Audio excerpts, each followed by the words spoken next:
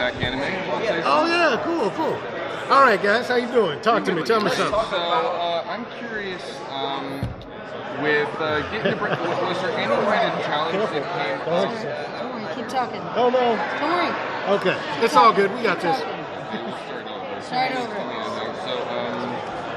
So, was there any challenge that came up bringing voicing either of these characters again? Because the more serious one, was that a bit more of a challenge than the one you've been doing? No. Next question.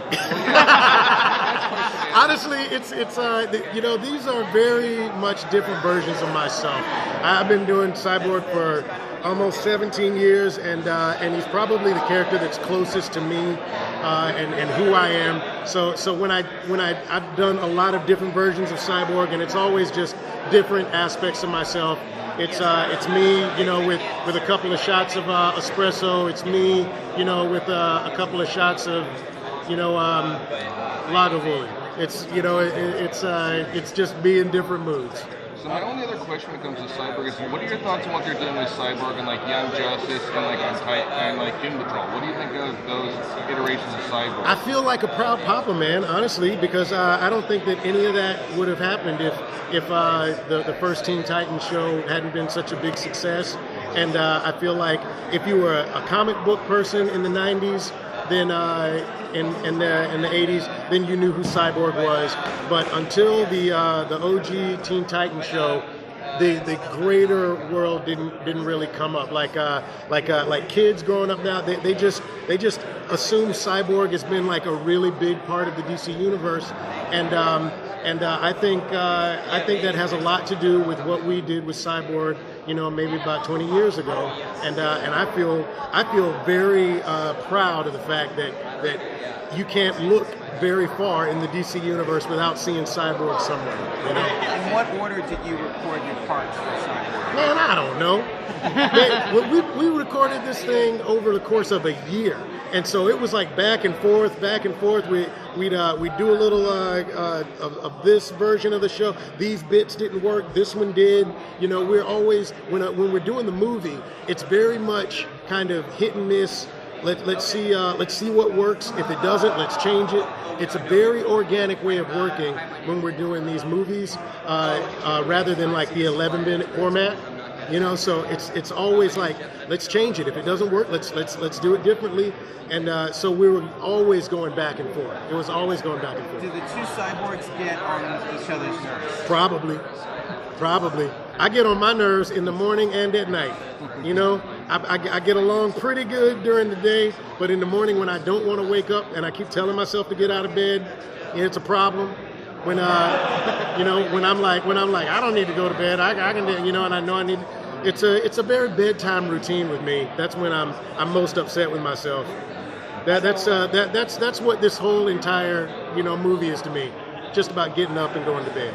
How do you feel about the fact that Booyah, which is what you originally was prepared for, had to become a stamp that all the other incarnations used? Even the live-action Doom Patrol show, there's an episode where his operating system tells him, "You've said that 64 times, it's now your catchphrase." That wouldn't have happened if it wasn't for you. No, it's true. And the funny thing is that the first episode, I said that, and one of the producers, I didn't write it, but one of the producers was worried that it was a euphemism for drugs, and I was like, that's yeah, that's not Booyah, that's a different thing. I can say Booyah, I'm not corrupting children, and so if it wasn't for me, because apparently everybody else was worried, and I was like, there's no way we're getting in trouble.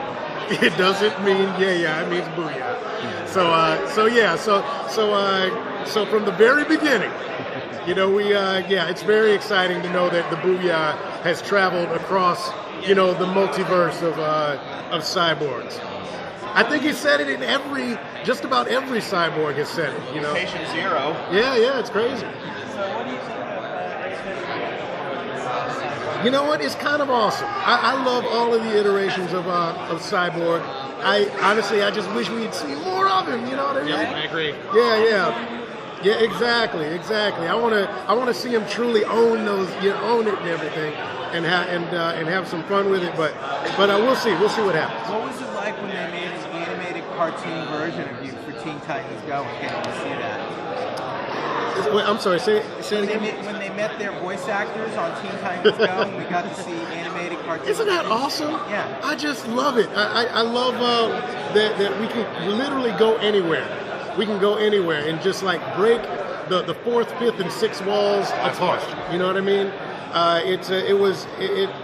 And the awesome thing about that episode is that you got to see all of the animators and creators behind the scenes as well.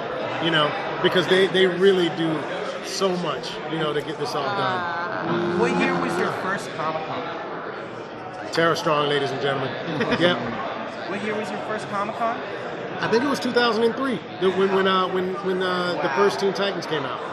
It was we were signing autographs before anybody had even seen an episode, and we were hoping it was going to be something that lasts for a little while, and I can't believe that it's been almost 20 years. And now you get to do this, and you got another second year on Walking Dead still, you're doing all this.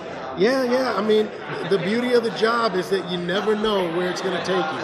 This incredibly schizophrenic and roller coaster job, but that's the beauty of it. Is that you're always learning, you know, different sides of yourself and how to bring them to character. It's amazing.